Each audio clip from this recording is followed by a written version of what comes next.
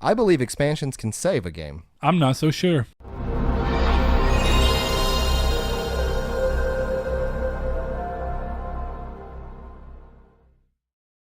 Hello and welcome to Triangle Squared, a PlayStation podcast. I'm your host, Brett Beck, and alongside me, Mr. Saw Bridges, bringing you lucky episode 58.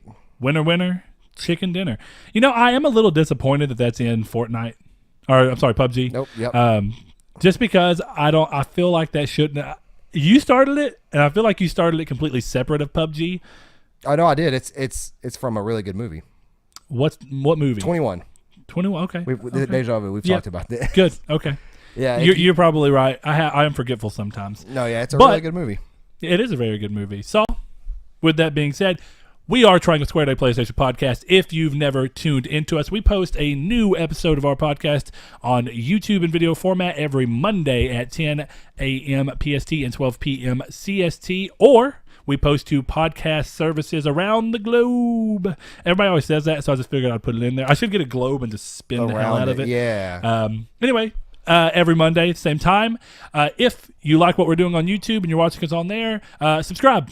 Hit the little bell notification. You'll get our videos in your little inbox thing. As far as I understand, I don't know. I'm not too hip and heavy with the YouTubes. So in case I'm wrong, let me know. And if you listen to us on podcast services, we would appreciate it if you give us a review. Lets our numbers get up there a little bit higher. People find us more easy. And of course, it helps us understand what we are doing right and wrong and try and reflect on that and possibly change. That's true. Or if you have crazy good ideas, because every now and then we got listeners who give us crazy good ideas that we love. But with that being said, Saul, Yep. where can they find us except for YouTube and and Everywhere but Spotify. No.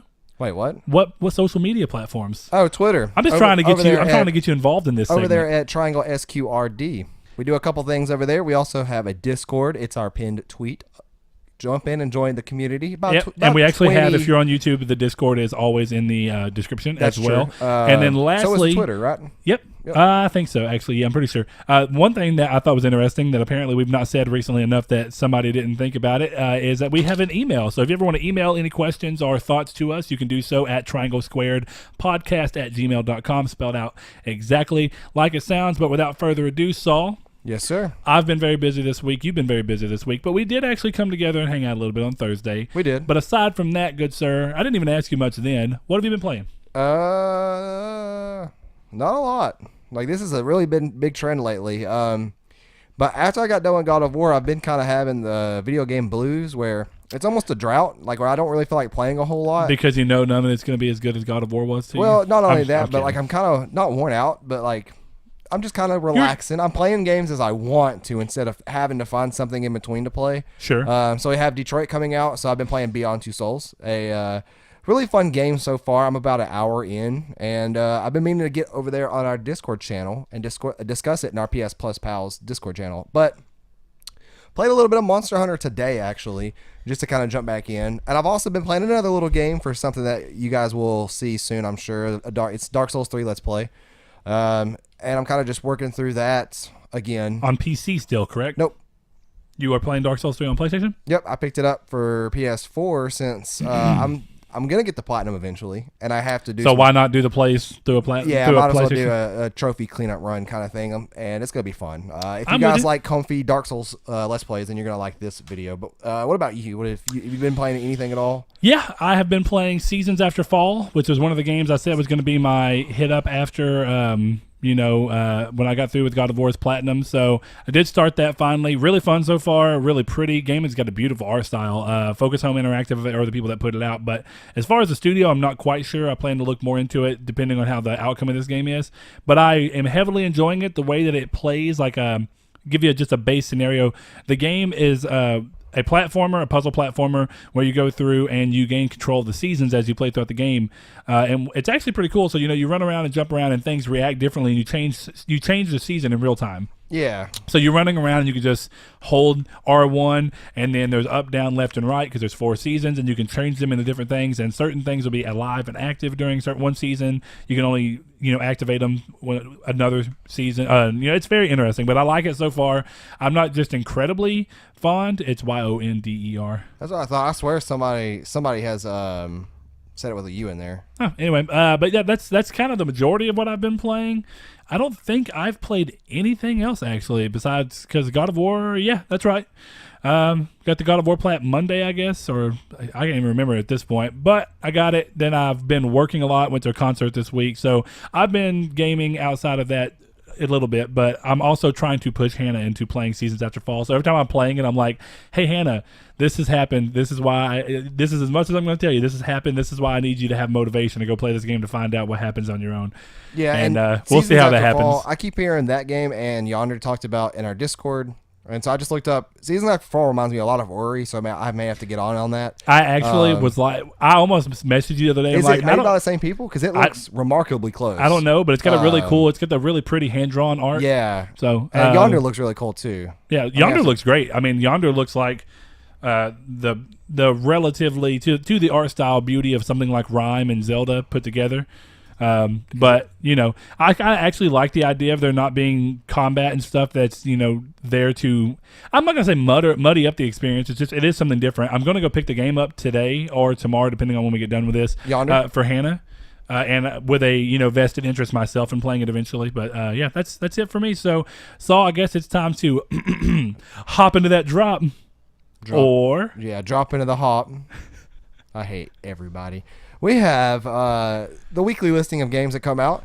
And if you guys are familiar AKA with the this, hop. Yeah, the hop. If you guys are familiar with this segment, but you don't want to hear it, hit the timestamps in the description or in the comments below. I'm going to start commenting them as well. So you guys who use your phones to watch us on YouTube, I know it's a rarity, but those that do, you'll have the timestamps you can actually click because you can't if they're in the description. Which is weird. It is, but I guess it's almost understandable. YouTube's weird. We have 2MD VR Football for PSVR, AO International Tennis for PS4, Conan Exiles for PS4. Finally. Digitally and in stores. That game has been announced for so long. Yeah, not a huge fan of Conan. We have Cool Painter VR, which actually sounds kind of cool. Okay, real quick, just a PSVR. little tidbit of information there, a little snippet. In that game, you can actually, so you paint and sculpt in real time, 3D. When you're doing this, but when you're done, there's a feature in the game that lets you, if you have a removable storage device, you can export it. You can export the file out and import it into Blender and actually 3D print whatever you made. That's really cool. Which is awesome. That may be the coolest VR title I've heard of yet. So what I may do is get that myself, do whatever I want, and then send it off to John and be like, John, please 3D print this for me. Man, so be he's prepared been up for that. to some work. He has. We have Darkest Dungeon Ancestral Edition for PS4.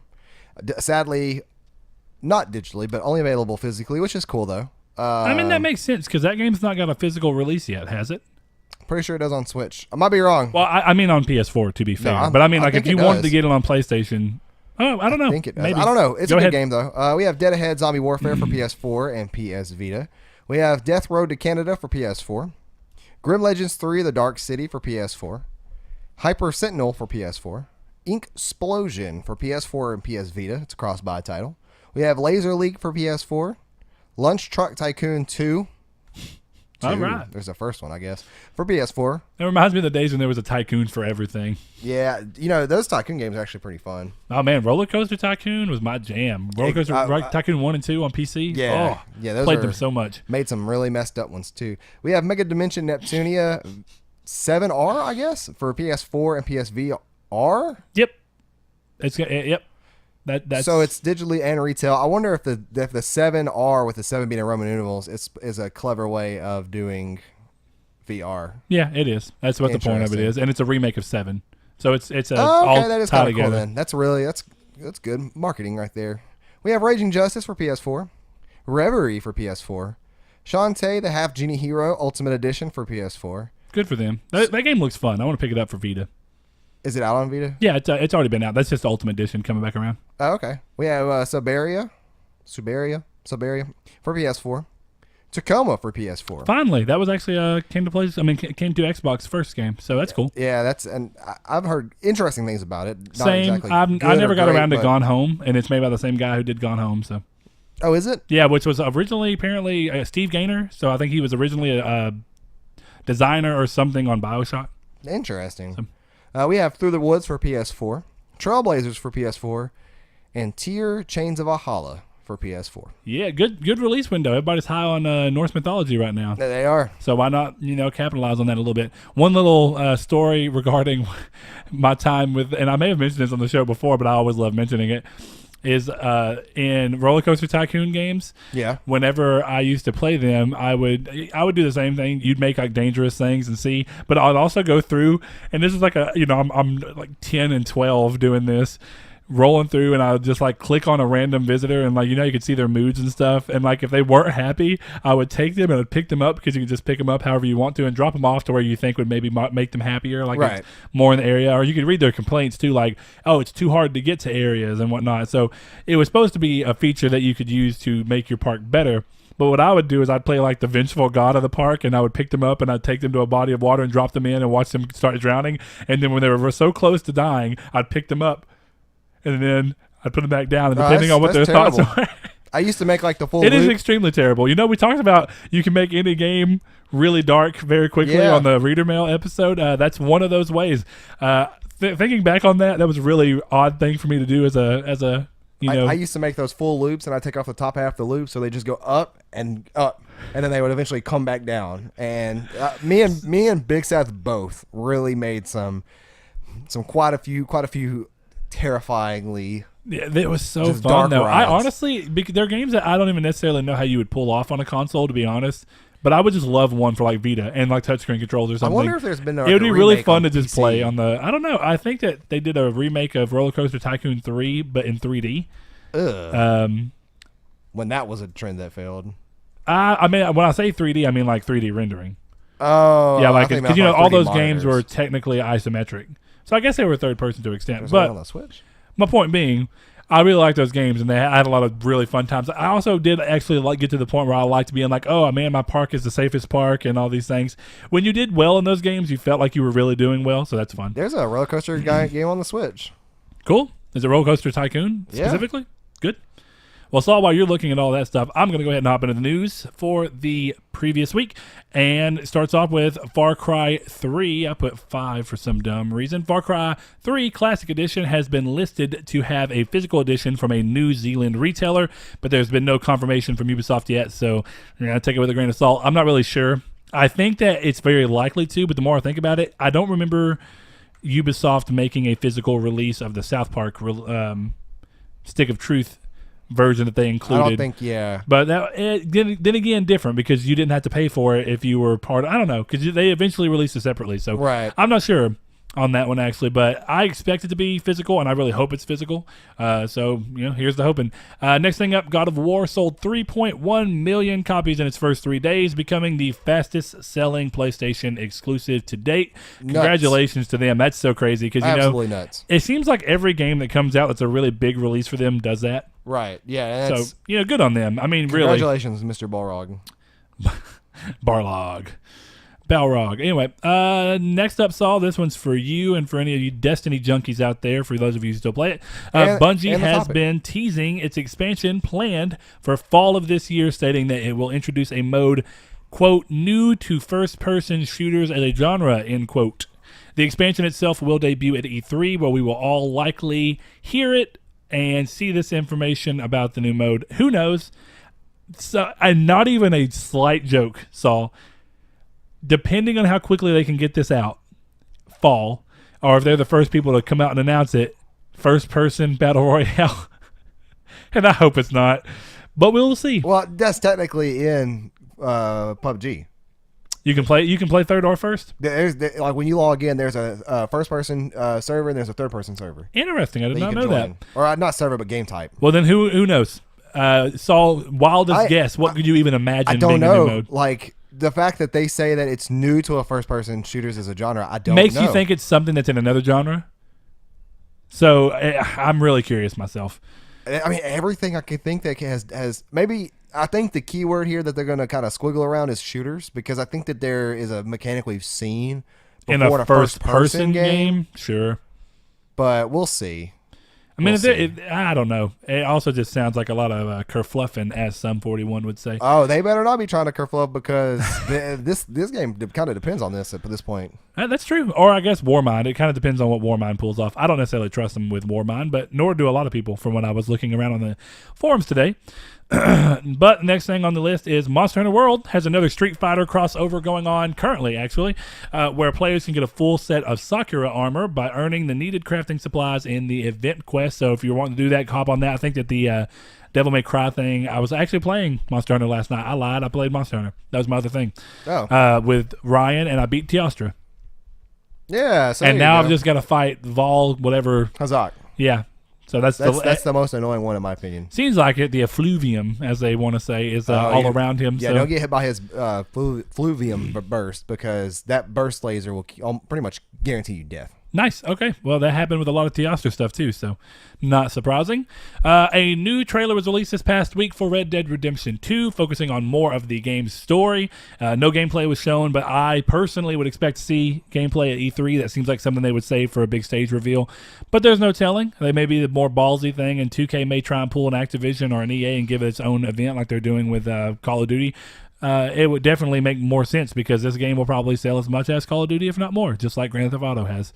No way to tell. I am curious if this game performs even half as well as Grand Theft Auto because that's still monstrous success. Yeah. Who knows? We'll see. We will see. I don't think Polyarch. it will. Oh, yeah. Who knows? Polyarch's Moss for PSVR is getting a physical release. Hallelujah. I made my own case, but that just makes me feel cool and hip, and I'm a hipster. I made a case before it was cool. It'll hit stores June 12th for $29.99, same price as it is digital, in case you've been holding out hope for a physical release. Part of me, I wouldn't necessarily plan to get rid of the game, but part of me does wish that, I'm talking about being more conscientious with my spending this year. Part of me wishes I would have waited since I had to wait from launch anyway. But, if I would have waited for Hellblade, that's still not just physical. let it ease you into the all-digital future. Not going to happen. Not going to happen. I will only do it when How would it's you feel required. if the PS5 came out and they said that if you owned a game for PS4, it reads those discs, but every PS5 game is digital? How would you feel? I would riot into the streets. Like, would you seriously be mad? Like, I would seriously be mad. That would be something they would never do. The only possible way I would be less mad is if they gave us the ability, and it's hard to pull. I mean, it's really a hard thing to go around, and they've teased about it or at least questioned it for people in the past. But the only way is if they bulk up their return policy, which they really need to do anyway, to be similar to what Steam and Xbox have done. Yeah, they really need to do that. That's the first thing they would need to do for me to be less mad about it. The other thing would need to be if they found a way, like they've teased before, or at least questioned before, a suitable way to let digital trade-ins be a thing. Where you would lose your license and you would no longer be able to play the game, but they would give you some set value for it. So you would never be able to play the game permanently? What do you mean? Like, you trade it, so like a digital trade-in, and what they've talked about basically, or the idea behind it, would basically need to be, at this point, that you have a license that you've bought digitally, you can play the game digitally. If you decide that you want to trade that game in because you don't see yourself playing it anymore, then you trade in the license and you lose your ability to have that license, but they give you some kind of determined wall amount for it. But would you ever be able to have that license again, is what I'm asking. If you rebought it, I would imagine so. Okay. But that would be the only way. Right. If you want, because even then, I don't know, because, some people, it's weird. People like you actually need there to be no trade-in options. 1 million licenses. Well, not even. Well, the reason I say that is that, like, one of the biggest things that that you've dealt with and that you've used buying the a game digital multiple future. times. Yeah. And I think so for me, I would want the ability to have the agency through this experience to be able to go, I have decided in this moment that I want to trade this game in. It was fun while I had it, but I literally never see myself playing it again. I'm going to trade it in. I want that. Now, I know for people like you, it's a little different because you're like, oh, well, I'll buy the game, and then that'll keep me from trading it in for something stupid so that when I inevitably want to go back to it, it's there, it's in my library. Right. But I think it's got to be something that you at least give people the option for. I mean, so I don't know. But I definitely would not be happy. It would be a very big source of complaint for me. Now, PS6, even further in the future, it starts to be at a point where it's like, okay, how's that going to work? But even the internet in this town is not good enough to support an all-digital future. Oh, that's not true. Dude. I'm halfway there now. Dude. depending on whether or not you can even get Cable One, or if you can afford Cable One, or if the Cable One data cap will allow you to download the amount of games that you even want. Sean pays the same price All we do same for like problems. 12 megabits down. From Windstream, I'm Yeah. saying. Yes, I imagine. But that's the other point. Can he not get Cable One? No, he lives on like. Well, never mind. I won't say. Yeah, no. Yeah, but no my point streets, being, but yeah, he lives like 2 miles away from where we work. So Definitely, he could. who knows? My point being is that there are areas that don't quite support it. So I mean, and the U.S. is one of the biggest gaming markets there is. It's one of the. I mean, and I imagine that this would be where they try and fund things off of it. And we're not even necessarily at a point where our infrastructure can support it very easily. Definitely in rural cities. So places like Ashdown and stuff have got, you deal with a lot more problems. So with that being said, I would not be specifically happy. me. Anyways. No, well, when you said it would affect us, like not us. Oh, no, yeah, not me and you. Right. But no, I mean like affect gamers as a whole. Yeah. In a negative sense in this area because a lot of people do not necessarily have the internet to support it. Yeah. So hate the South. Yep. Well, I mean, it's even, there's places literally, man, there's places everywhere in this country that are just rural and small. I mean, even like middle America, like places like Ohio and stuff have got areas that are way out. There's so many small towns here. And I mean, in the country as a whole, it's just gets to be the problem. I mean, that exists everywhere, but I mean, that's the problem specifically here. And I'm sure it's the problem everywhere. There's like a little town like outside of Wyoming or something that's just no internet. Probably. Or Montana or no internet outside of satellite options, which are awful and expensive. Yeah. So I mean, that's one of those things I would not be happy with it at all. But let's get back onto the topic. Beyond Good and Evil 2 received a development update showing off gameplay and combat for a different character than the one that they originally showed in the E3 announcement, which was okay. I mean, the game looks fine. It does obviously look like it's in a pre-alpha or even alpha stage. I'm pretty sure pre-alpha at this point, but no release date or window was given, and it appears the game is still a ways off, but we may get more at E3. I don't quite know. The fact that this game's even being made is kind of amazing. The fact that they keep showing games off this early. Definitely when Michael Ansel was working is amazing. On, or whatever his name is, Michelle Ansel, whatever, was working on that PS4 game that they showed off, Wild, that looked really, really cool, and we have not seen it since. Yep. And it's another one of those agents and deep downs where it's like... Biggest pet peeve in gaming right now is showing off a game entirely too early. Which may end up being true for Beyond Good and Evil 2, but no, it is. I can guarantee it. Well, I mean, I'm sure, but we've seen more of it than we've seen in a lot of games. So at this point now, PlayStation Network or PlayStation's backwards compatibility solution and streaming service PS Now has added a small selection of PS2 games to the service, including Ape Escape 2, Dark Cloud 2, and Hot Shots Tennis, and they are in HD, and they do have trophy support. So. Yeah, nah, this is stupid. Still support, not loving it, but... Yeah, like, can they just get rid of PS Now? But hey, it's a lot better than them putting PS2 games on there in 480p with no trophy support. Or they could just put those on the store for me to buy for $5 like they do with half of them. Dark Cloud 2 is on there. And yeah, I'm about to say. So it's like, that's add on Ape Escape 2, which I don't think is on there. But I don't know, honestly. I've not played any PS2 games on my PS4, unless they were like a remake or something, Bounty Hunter was fun, but I love Bounty Hunter. Star Wars? Yeah. Okay. Yeah. EA have announced that they will be showing off a new gameplay demo for the highly anticipated and somewhat worried, centric game Anthem at this year's EA Play event going on alongside the start of E3. So that's the 9th through the 11th that they're going to be doing all this stuff, or the 9th and the 11th, one of the two. So is this a pre-show? Yeah, E3, they don't do their own E3 conference. Them and Activision both just kind of push out and do their own thing, and then will sometimes... They shown gameplay in the actual trailer, though, right? Yeah, like them flying through the That's been circles? highly speculative as to whether that was actual gameplay or not. Oh, dear.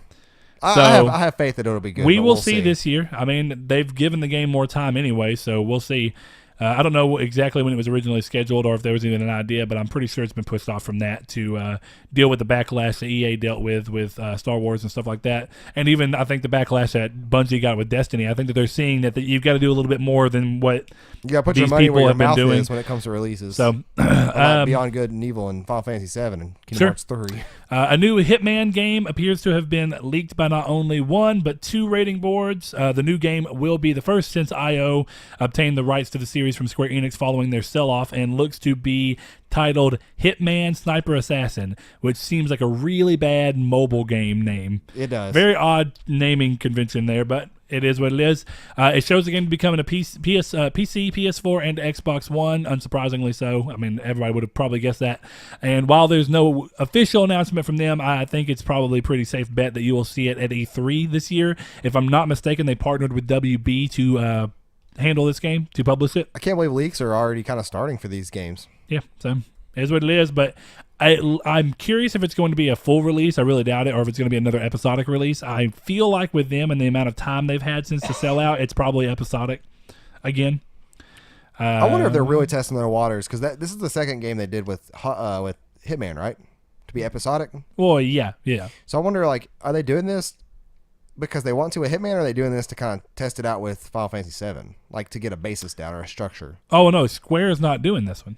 That's what I'm saying. IO bought the rights. I guess you don't remember this, but that was like, bless you, it was like what, 6 months ago, maybe 8 months ago. It's been a while. But they bought, Square Enix was selling them off, and they became an independent studio, and they got the rights. They worked out something to get the rights from Square for Hitman so they could continue working on that. So they've partnered with WB for this game. WB will be the publishing partner, but it will not be like an owning it or anything. It's just going to be a publishing partner. Right. And I mean, yeah, so this is the second time they've done that, but Square's done episodic with a couple things. Square are the people that did Life is Strange and Life is Strange Before the Storm. So, I mean, it's not something necessarily new to them. It's just, because they've already said Final Fantasy VII is not going to be episodic in the traditional episodic way. It's going to be breaking the game up into parts, like 6 or probably 10-hour parts. Almost like breaking the 3 acts up. Or is what and they haven't said that, but I'm fairly positive that's what they're aiming for. Like the old school 4-disc and PS1 days. Basically. But I'm not going to go through spoilers or anything, but there are very specific things that obviously act as like an act break in those games, and I think that's what they're going to be, but they're going to be way more fleshed out with a more in-depth story and side quests and stuff. They've already said that. I mean, the entirety of Midgar or whatever, isn't that what it's called, will be Midgar. Walkable. I mean, so it'll basically be an entire town that you can go and walk through. Kind of already is. Not in the PS1 version. That's the only version that exists. That's what I'm saying. But in the PS1, well, I mean, not necessarily. You can walk through Midgar and Crisis Core. Oh, yeah. Again, a game where you don't get to walk through all of it. That city's big. And you only get to walk through very specific sections. You will be able to go down alleyways and, yeah. Interesting. Just like you got to do in Leostrum, whatever it's called, in Final Fantasy 15. And all the cities in 15. Yeah. So I mean, that's what I'm saying. They're upping the scale a whole bunch, and that's what they're saying. The game is going to be so much meatier that every act will be realistically the size of an average modern game. This game's gonna be on the Luminous engine, right? No, we confirmed last time when I had you look that it's gonna be on Unreal 4.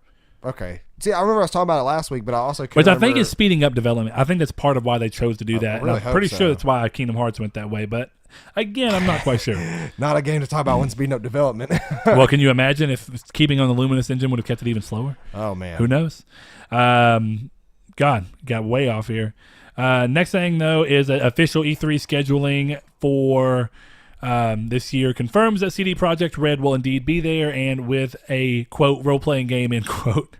So it's almost undoubtedly Cyberpunk at this point. Do you remember early this year the beep tweet that just, like, broke out in a wave of like everybody being like, what? And somebody on Reddit pointed out there like, don't get your hopes up, guys. It's going to be a walking around Gwent simulator where you customize your own character. That's the RPG elements in it. And I laughed. You customize your deck. That's the RPG element. Well, they specifically are like customize your character, but yeah, who knows?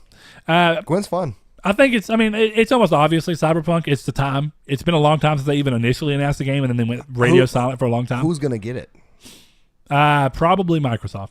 You think so? Absolutely. They partnered with Microsoft for Witcher 2, which ended up coming only to Xbox 360. Well, they partnered with them whenever they announced The Witcher 3, even though the game sold more on PS4. So I remember back, and this could be different now, but back when Xbox DRM things were going on, in certain countries you wouldn't be able to play it, like you wouldn't be allowed to play in it.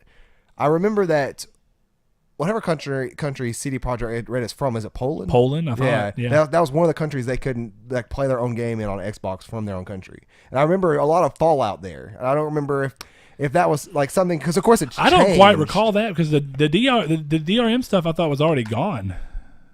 Well, no, it was by the time that game came out, because that was a 2015. No, game. but they were talking about how like. I'm trying to think of their words, like not unsupportive, but like how pretty much Microsoft did not think all of that through when they first announced it. They're like everything that they have done for CD Projekt Red, now that's like they're kind of spitting in CD Projekt Red's face. I don't know enough about that. That'll be something we need to look into separately, but I'm still undoubtedly sure it'll go to Microsoft. Hey, put that on your bingo card and let's see what happens. Oh. If you want to play some real dice.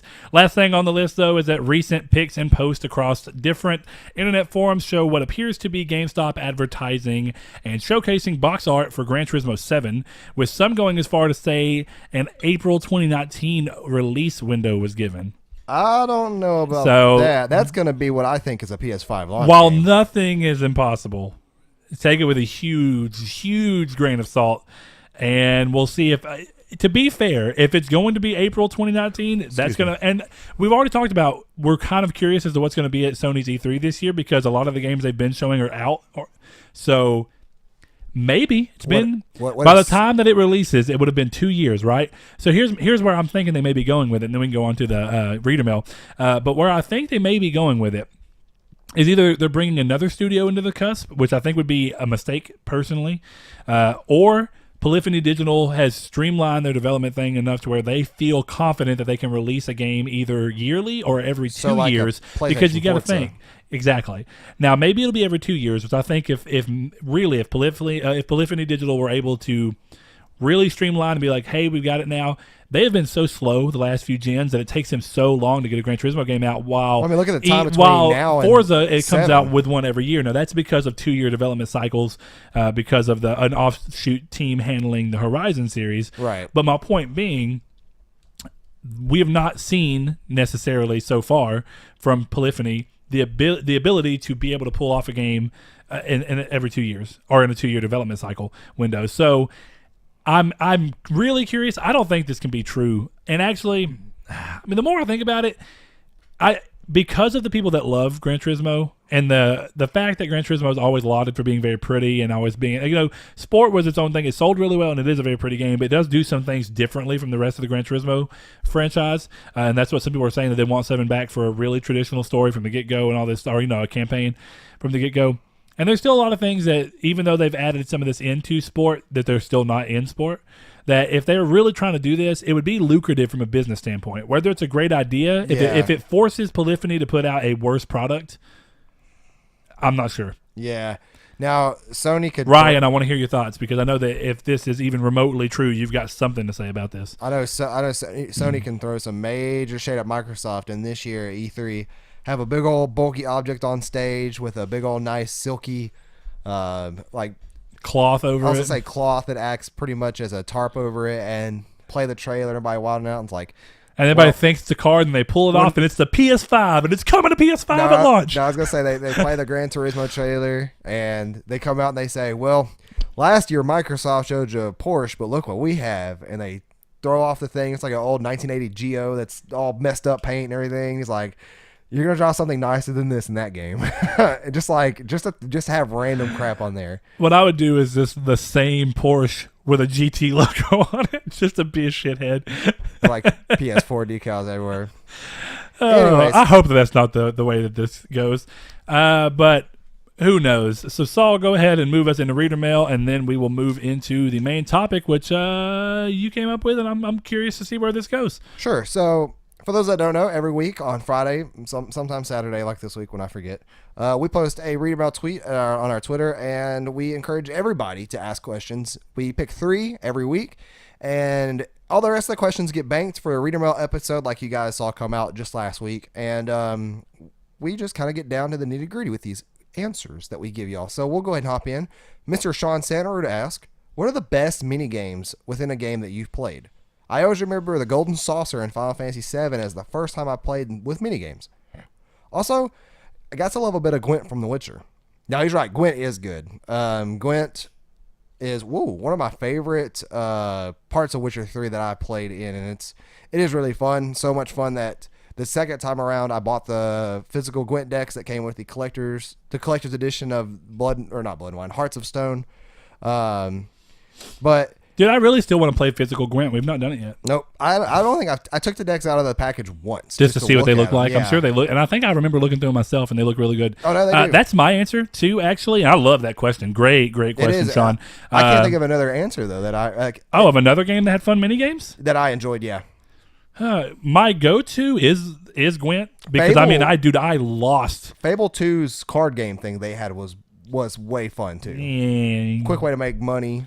It was fun. It gets to be weird because a lot of them are things that you feel like you're constantly going through and have a meta to them, which was what was so fun about Gwent, is it wasn't just playing it once and then going to different people and keep playing it just to be something stupid and fun that they added in. It was like a little full-own thing. You got different cards, there were quests. It was really cool. I love that aspect.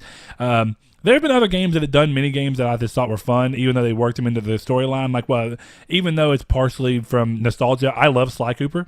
And the first Sly Cooper game has got a lot of mini games that you've got to do to get the keys to get in the different areas while you're going up on the way to fight Clockwork. So that's a shout out. I mean, I'll say that's a pretty good one. I think there have been other games that had fun mini games. I'll say that the one that comes to mind the quickest is Little Big Planet 2. Specifically, there was a place when you're inside of the factory, it was basketball. And me and Blaze and Jonathan here in that room over there, whenever I was 17, man, we were losing I was 16, I guess, because I moved out when I was 12. 17. Yeah, well, Jonathan was young. He was 13 or 14. But man, it was insanity. We were laughing so hard, and it was so funny. And it was all the physics are dumb. The ball's super floaty, and there's bounce pads you can jump through, and you can grab each other and weigh them down. And somebody could shoot, and you could grab the ball midair. And so it was really fun to try and do trick shots where you could jump up, and then somebody else grab onto the ball and try and float it in with their weight. It was just extremely fun. And then, of course, the Little Big Planet stick that they always had was that you can control your character's arms and everything. Yeah. So you'd be running and somebody would be trying to shoot and you'd smack them with your arm. Sounds like a prepubescent Gang Beast. Dude, yes, basically. I would not be surprised to learn that Gang Beast is basically inspired by some ridiculous fun Little Big Planet things. Now, this was an official mini game. This was on the disc at launch. It was incredibly fun. We played the hell out of it. But there were also a lot of really fun user-made levels. Somebody made a Street Fighter or something like that, or it was just a fighting thing, but it looked like Street Fighter characters where they were full models, and you got into a controlinator or whatever they're called in that game, and it had health bars and everything, and you could kill each other. It was ridiculous. Dude, those games are so fun because I think that's of that. the only one I haven't played. That's where my hopes for Dreams lie, is that it can replicate the fun that I've had with Little Big Planet. Because Little Big Planet kind of fell off with 3, and I think it's a game that didn't need to go more. It was already living. I was really excited for 3 at first, and then playing it was still good. But it wasn't. Yeah. It didn't capture the same feeling that 1 and 2 did. 2 was an obvious step up from 1, and it felt like, everything they did is needed. These are all things that they could have done the first time and it would have made a better game. 3 was we're going to add a lot more layers instead of just 3. You're going to have up to 15 layers or something ridiculous. It seemed to fall flat. It seemed to be too complicated. I like the idea. From what I've talked to people about. Yeah, I liked it. I like the idea of bringing in a bunch of different characters. And I know now we're just talking about Little Big Planet, but we'll get back to the questions in a second. But I like the idea of having different versions of Sackboy, because how do you spice it up? You make things that normal Sackboy can't do, like having Sock, or what's his name? I can't remember his little name now. But the dog one that was running around, and he was really funny. Toggle was the big one that could go up and down size-wise, and he weighed a lot, or he could be really small so he can go through crevices. Another cool idea, at least in concept, and it did work pretty well in the game. And then Swoop was the bird, so you could fly and do things. Yeah. Again, really cool ideas, and made the idea behind co-oping a lot more fun. But the whole game, I don't know what it was, just fell flat. I thought the Little Big Planet Vita was even better than 3, and that was handled by a different team, the Media Molecule, as well. So who knows? Presumably, so Media Molecule can make Dreams, which still. Oh, I mean, absolutely. Why? Or actually, because so that they can make Tearaway was what it was. Oh, yeah. Josh Ayers asked, do you guys believe in the rumor that Rocksteady is working on a Superman game, and it'll take place in a much bigger multiplayer Justice League game? He said, I can't wait no matter what they make. Oh, man. I really hope not. I do not like Superman in any stance at all. What's funny is, and it was rumored, or basically it was teased. It wasn't even rumored. It was teased at the end of Arkham Origins and Arkham Origins Blackgate, where they were going to, and I'm not sure why they've not done it or announced it. It may just be that it's not announced and it's still being made. But there's 2 things that are weird about this. Do y'all remember hearing about the rumor about the Batman game that was going to be called something like Batman Annihilation or something stupid? No, but I never heard that. It was going to be announced and shown off the same day that ended up actually being the day that they showed off Shadow of War. So that was an interesting leak that never came to fruition, and they're both WB games. Even more weird. I wonder if that was a and secondarily, nickname. The end of the Origins and Origins Blackgate games showed that they were basically going to make. I mean, it was showing the assembly of Suicide Squad, right? And I think that there was the intent of doing loosely what Marvel had done in their movie universe. DC obviously has not been able to copy that in their movie universe to the same extent, but they've always had much better success in the games universe because of the Batman series than Marvel did with any of their games. So I think that in the time, the idea behind it was to, if we can't do that there, what we'll do is make a Justice League or Suicide Squad. We'll make a game that's kind of like everybody coming together, and we'll make a games universe. Again, that's not come to fruition.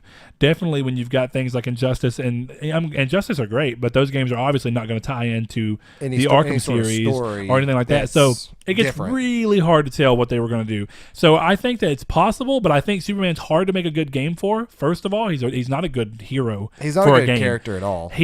I'll say that straight up. I don't think he's a good character at all either. But I'm not going to say that with absolute fact. I do think that there's more of a objective way to look at and see that a Superman game, while you think it would be fun, would actually end up being really, really bad. How do you explain Superman dying in a game? Like, that means every enemy has? How do you have a fail state? Yeah.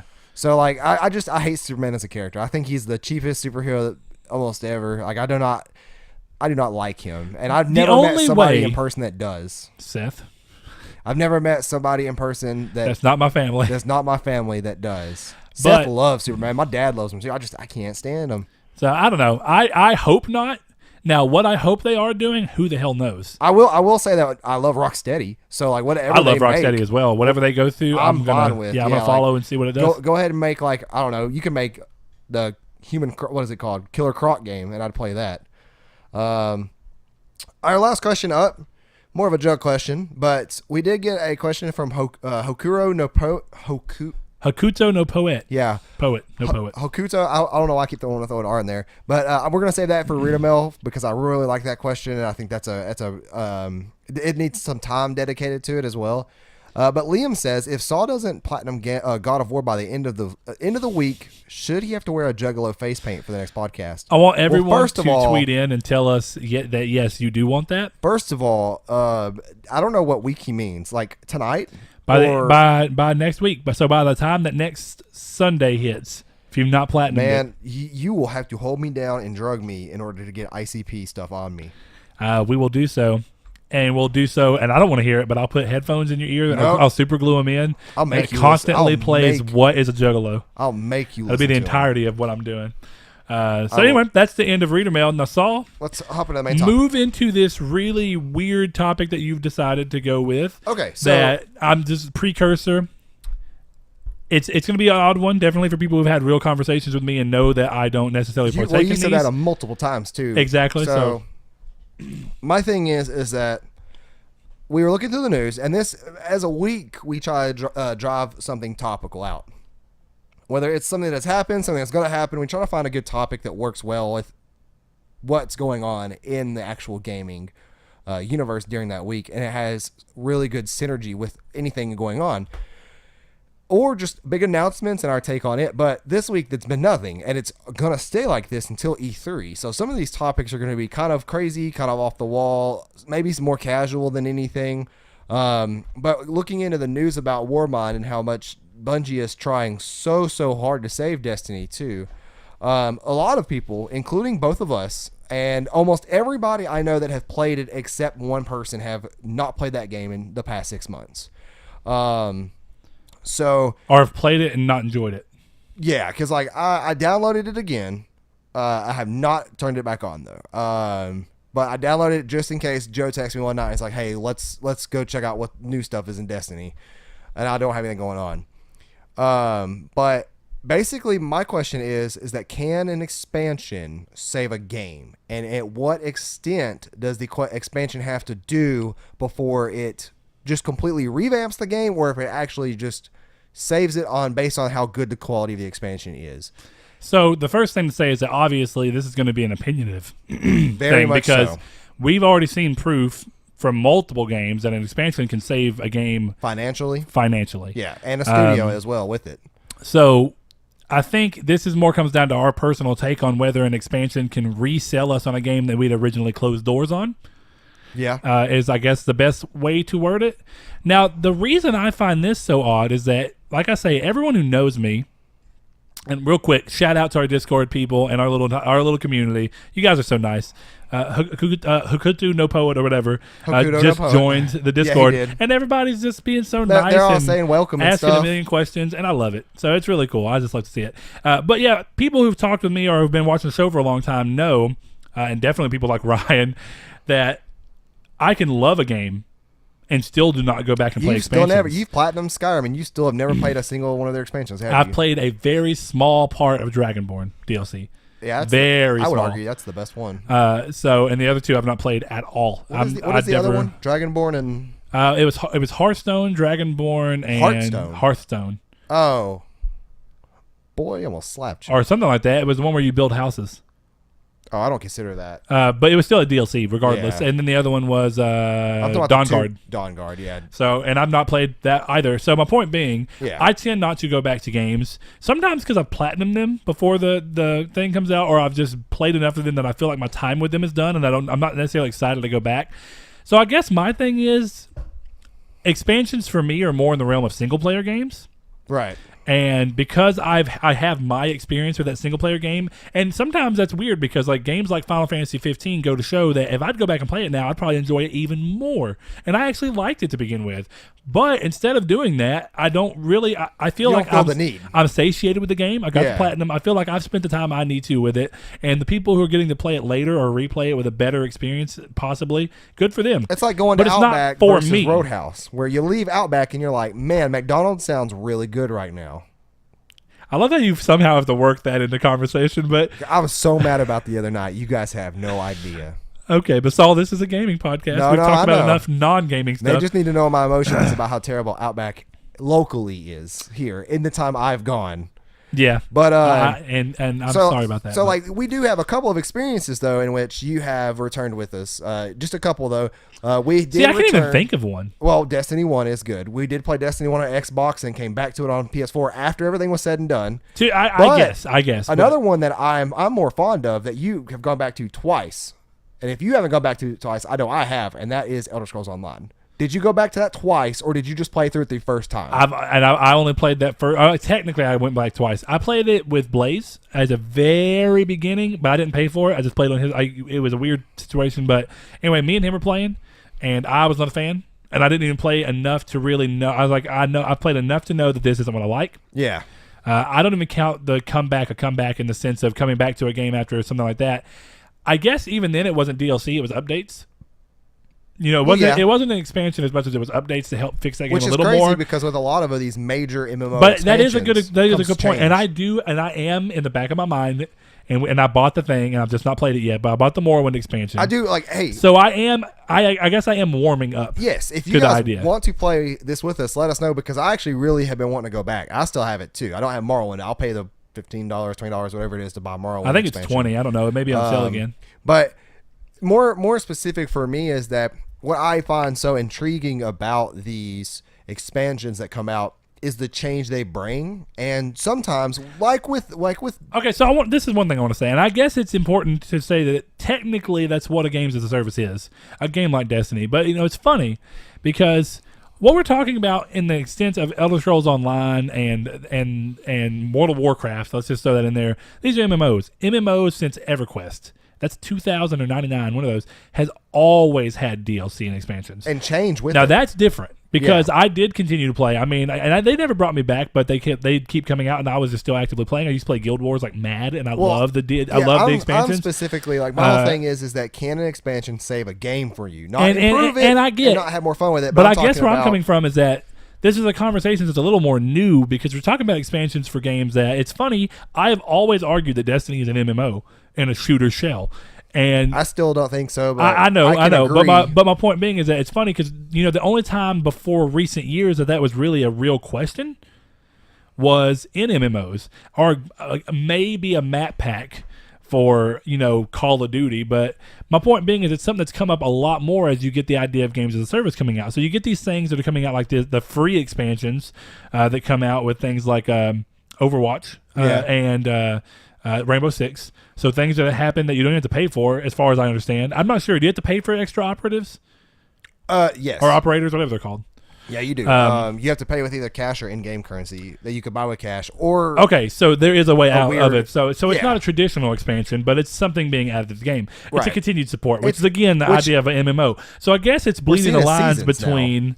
Yeah, you're bridging that line between what was an MMO and a PC and what's a console game now, and that console's gotten to the point where they can sustain these kind of games that are ever changing. Well, I think you're going into it a little too far though. Well, I am, but I'm saying I guess that's why in my mind this was a whole separate thing. So I think this is a little more relative to me because it does go into other games I've played. Right. But in my mind, I had like a wall up that was like MMOs don't count. Yeah. MMOs don't count. Yeah, even that. But even on console, MMOs are just, in my mind, they're not there. To be fair, I did bring up World of Warcraft about the whole thing with that. But I didn't even think about it. I know, because you never played World of Warcraft. Or yeah. you weren't a huge fan of it. Yeah, exactly. I never played through any of the expansions because I didn't like them. My whole thing is that how crazy it can be that a game like Destiny 2, just in the news we're talking about, there's a new thing that a first-person shooter has never seen before.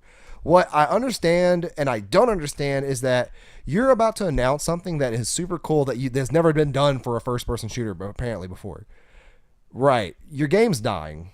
Go ahead and let us know what that is. Like, don't exactly hold it off. Yeah, that's true, but maybe you can build hype in a positive way, and then if you deliver on the hype, it's even better. But the problem is if you don't deliver on the hype... Bungie is bad about delivering on hype lately. Bam. So you fall even further. You're going to throw the already cremated ashes down into the toilet where they belong.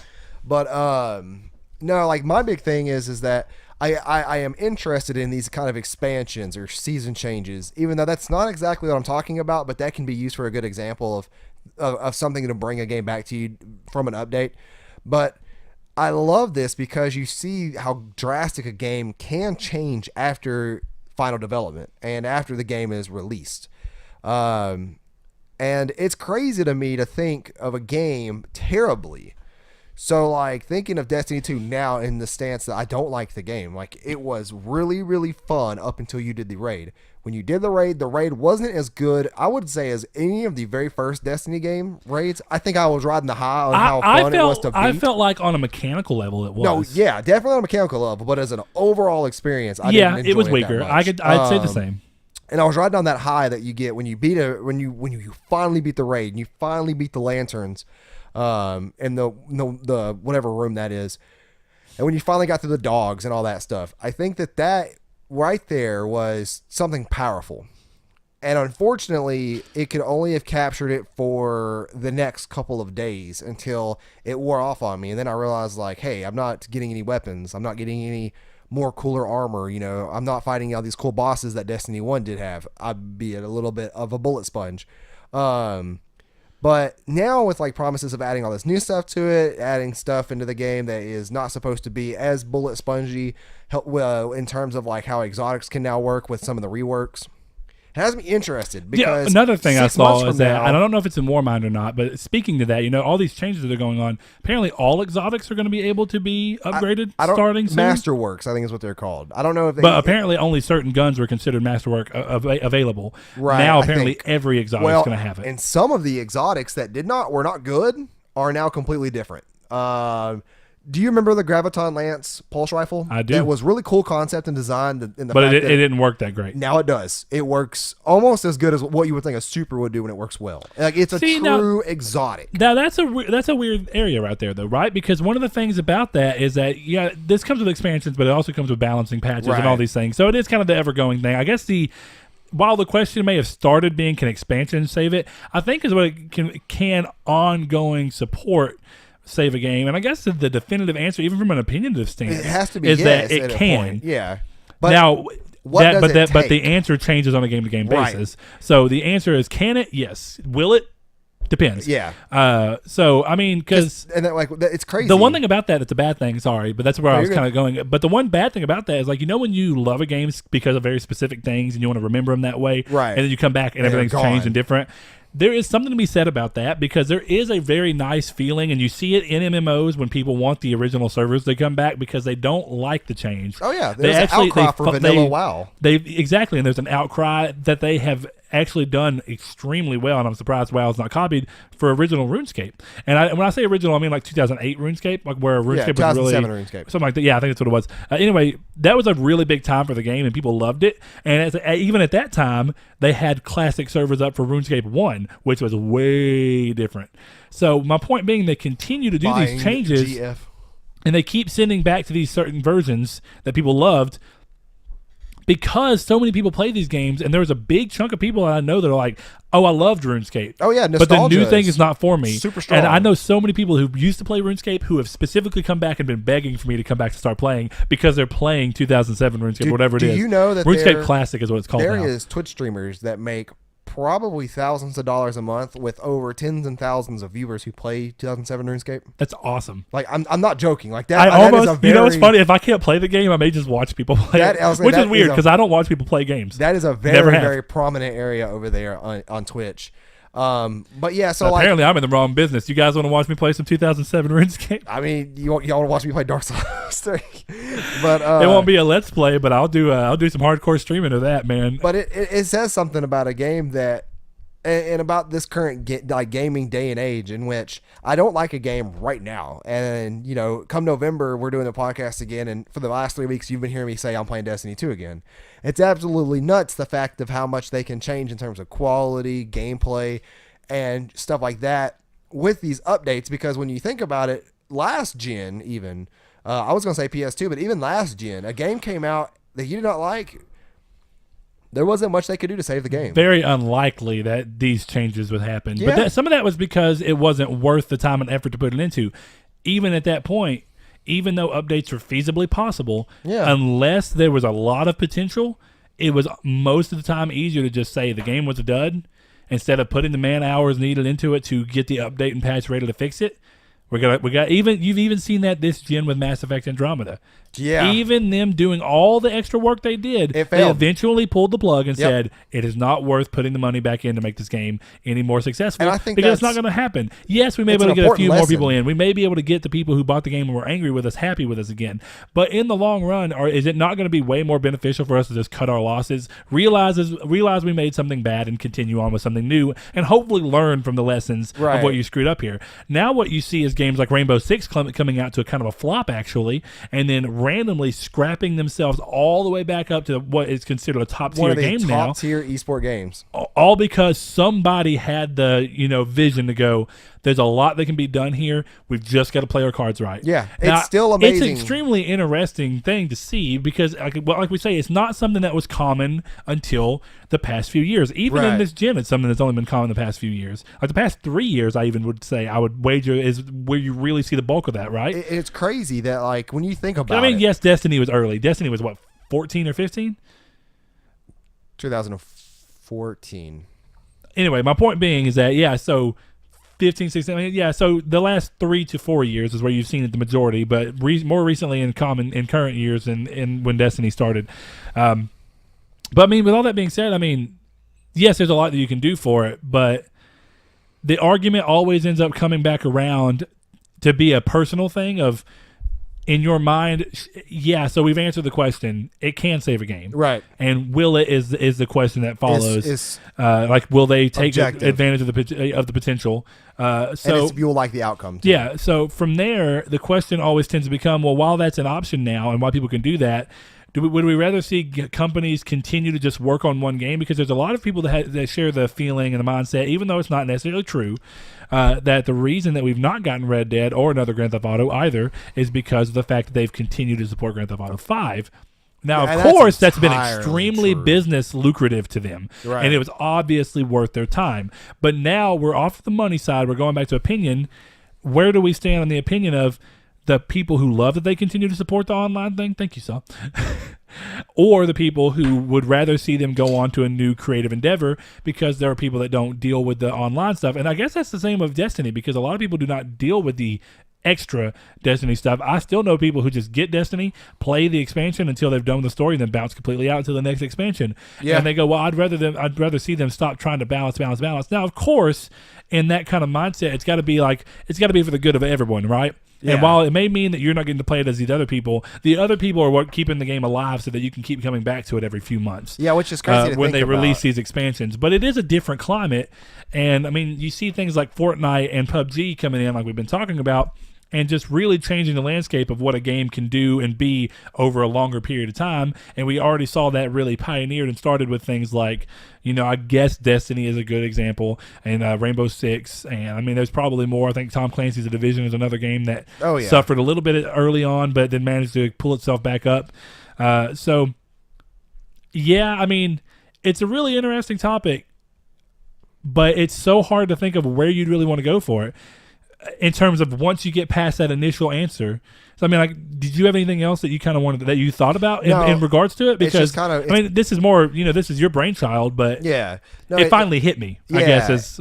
And like another interesting thing is that without the exception of Ryan, that's Division is a game we probably wouldn't have been playing if it wasn't updated as much as it was. So it brings the new people in too. Good example, yeah, because I had not played it prior to that point. And I have, and it brought me back. Yeah, the expansions and what they had done and changed are what brought me back into the fold. Right, So, yeah. and it's super interesting. Or brought me into the fold and you back. And it makes you a little bit excited in this gen and probably almost an album to follow, because a lot of this will be taken just forward into the future as far as it'll go. In terms of games doing this. And I think that it's exciting because if you don't like a game because of something in it, now if it's like the core of the game, you're never going to like the game. Like, they're not going to be able to fix it for you. But what I am excited about is the change. And I'm excited, like jumping into the Warmind stream, I was excited to see. I was not let down by the stream. I was kind of, I was more of like indifferent with a ray of optimism. Yeah. And just the changes, dude. Like, Graviton Lance shoots 3 bullets, now shoots 2, but the second one's still a black hole bullet. It's crazy how like they, in a way, listen, but it just takes so long to deliver. But I'm sure that once they finally deliver, just with any other studio, that it'll bring people back. And it's super interesting. Have you guys ever played a game in which you were brought back because of an expansion or because of an update that fundamentally changed something in the game for you? And if so, what was it? Like, was it Destiny? Because I know that'll be an answer on a lot of people's I think minds. it's an answer for a lot of people, but I think the other people will be. I do think that even Ryan tends to say that he comes back to the Division because of the changes. So I think that the Division will be a common answer. I think that we've stated a lot of the games that are common answers, but yeah, I'd love to hear like if there's any games, even last gen, and that's even from a story perspective, because I do think that there's something to be said of it's more crazy to think that a story expansion realistically can bring you back to liking a game that you didn't like initially because somehow the story expansion handled everything better. And and it's far from impossible. It's probably been done. Can't think of an example, but hey, I'm ready and willing for you to tell me exactly what it is. Yeah, y'all are here to tell us that. So yeah, definitely tell us your games. And like we said, if you're watching this on YouTube and this is one of your first, or if you've watched us a few episodes, give us a subscribe. You can find these a little quicker, easier, and of course, it lets us know that we're doing pretty well. And of course, if you're listening to us on podcast services, really consider giving us a review. Like I said, it helps us know that we're doing the right stuff, and it helps other people find us, which is helps us get a little bit bigger community. But we do love our tight knit community, so no complaints on this part. But Saul, anything else you would like to add, good sir? I think that's it. Okay, well, until next week, this has been Triangle Squared, and we will see you next time. Thank you, guys.